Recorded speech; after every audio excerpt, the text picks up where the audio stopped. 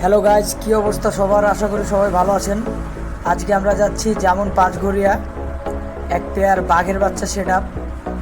এটা বাঘের বাচ্চা কেন বললাম, এটার sound quality guys, sound quality শুনলে বুঝতে পারবেন কীরকম প্রেশার। সো আমরা সাউন্ড চেক দেওয়ার জন্য সব ফিটিং করে নিয়েছি, এখন শুধু চেক দেওয়ার পালা। সো বলবেন কেমন হয়েছে সাউন্ড কোয়ালিটিটা।